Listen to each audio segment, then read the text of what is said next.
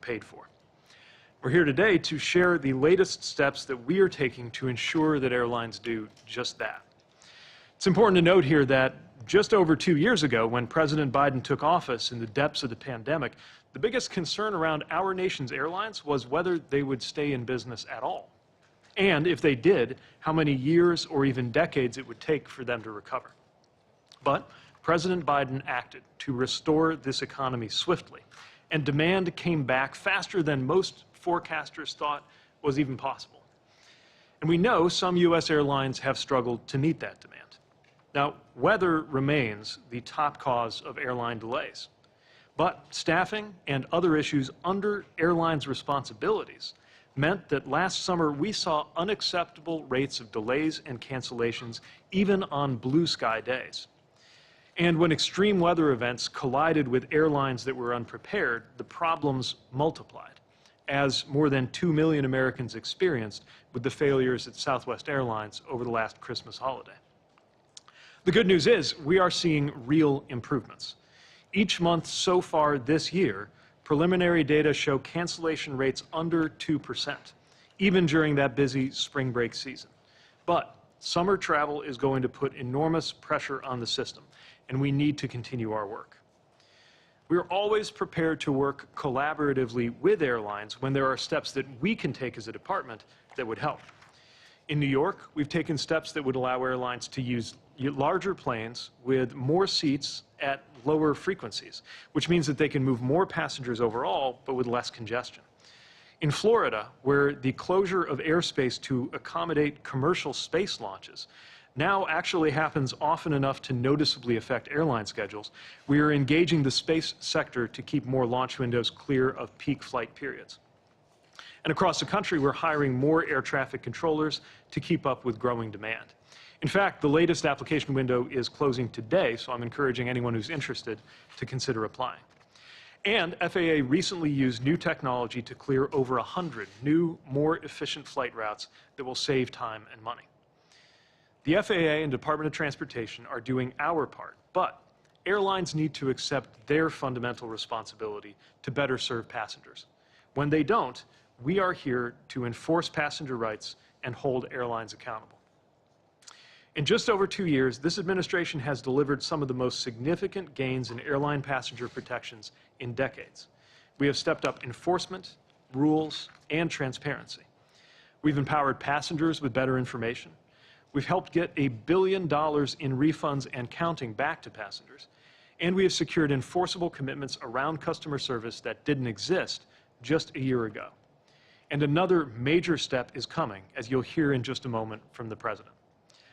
All of this is possible because President Biden is leading an administration relentlessly focused on making everyday life better for Americans. Just as the Biden-Harris administration is delivering historic investments to improve physical infrastructure, everywhere from airport terminals to crosswalks, we're also acting to ensure Americans have a better experience with our transportation systems, wherever they go and however they get there. It is an honor to serve in an administration that always puts consumers and workers first. And now it is my great honor to introduce the President of the United States, President Joe Biden.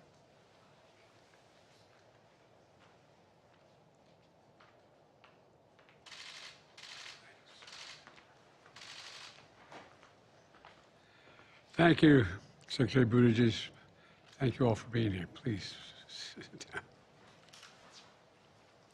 As we approach Memorial Day this weekend, and Memorial Day weekend, I'm rushing it, and a busy summer travel season, I'm here to talk about steps my administration is taking to make air travel better for all Americans. The airline industry is a key part of our economy, and they've been critical partners in a number of important initiatives, from requiring employees to get COVID vaccines and addressing the supply chain problems over the last couple of years. But I know how frustrated many of you are with the service you get from your U.S. airlines, especially after you, the American taxpayer, stepped up in 2020, the last administration, in the early days of the pandemic, to provide nearly $50 billion in assistance to keep the airline industry and its employees afloat. I get it. That's why our top priority has been to get American air travelers a better deal. We've made real progress, some of which you've just heard, Historically, when delays and cancellations are the airline's fault, the law has only required airlines to refund customers the price of their flight ticket, but not the cost of meals or hotels or transportation when you get left in limbo. In fact, a year ago, almost no major airline guaranteed any compensation beyond the price of the ticket if they caused a delay. The delay was their fault. No reimbursement for a hotel after a canceled flight or a meal after a delayed flight. But then we challenged them to do better. In fact, they did. Airlines started to change their policies when they're at fault for canceling or delaying a flight. Now, 9 major airlines cover hotels, 10 cover meals, 10 rebook for free. And that's a real savings for middle-class and working-class families. For example, the rebook fees could run as high as $200 per ticket. Now, you don't have to pay anything to rebook for most airlines. And that $200 is back in your pocket, even more if you're traveling with your family. But that's not all. At my State of the Union address, I pointed out airlines charging up to $50 a ticket just so you could sit next to your child. As I said, baggage fees are bad enough without you knowing the cost. Airlines can't just treat a child like a piece of baggage. Well, guess what happened? Major airlines changed their ways. American Airlines, Alaskan Airlines, Frontier Airlines, they agreed to address family seating so parents can sit with their children without paying an additional charge. United Airlines also took important steps toward guaranteed free family seating beyond, in other words, no cost beyond the cost of the original cost of the ticket. For families, that's money back in your pocket. And that's good, that gives you peace of mind, that's progress. But there's more. Last fall, the Department of Transportation proposed a rule that will be finalized this year. If finalized as proposed, it would require airlines to show you the full ticket price up front before you purchase it, including fees for baggage, for internet, for changing your seat. That way you can get a fuller, more accurate price before you purchase your ticket. And you can compare prices and pick the best deal. But we're not stopping there. We know how frustrating delays, cancellations, and rebookings are for travelers. Last holiday season, travelers are stranded for days and had to scramble to find other ways for reaching their destinations. Many missed family gatherings, spent Christmas at an airport, waited countless hours in line or on the phone because there weren't enough pilots, there weren't enough personnel. That's unacceptable. And while flight delays and cancellations have come down since then, there's still a problem. American air travelers deserve better, and that's what we're going to do. That's what we're doing here today. And I'm proud to announce 2 critical steps that my administration is taking to protect American air passengers. First, we just launched a new website, flightsright.gov, flightsright.gov. It features a dashboard we created last fall to give travelers more transparency into airlines' compensation policies. So, if it's the airline's fault and your flight was canceled or delayed, you can check the dashboard to see how the airline should be compensating you, like rebooking a flight or accommodating your hotel room and your meals. And today, we've expanded that dashboard to include airlines guaranteeing additional compensation, like cash, miles, or travel vouchers. But here's the deal. If you look at the dashboard today, you'll find that only 2 airlines guarantee additional compensation beyond the ticket refund. If your flight is very delayed or canceled, and the airline could have prevented that from, you deserve more than just getting the price of your ticket. You deserve to be fully compensated. Your time matters. The impact on your life matters.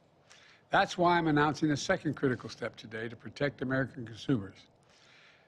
Later this year, my administration will propose a historic new rule that will make it mandatory, not voluntary, but mandatory, for all U.S. airlines to compensate you with meals, hotels, taxis, ride shares, and rebooking fees, and cash, miles, and/or travel vouchers whenever they're the ones to blame for the cancellation or delay.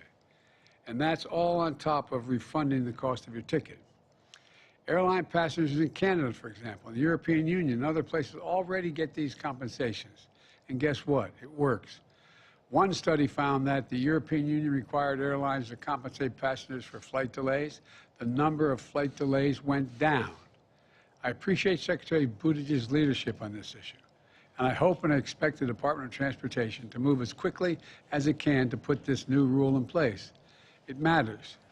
I know these things may not matter to the very wealthy, but they matter most to middle-class families and people struggling to get the cost of, in the first place to get in that airline.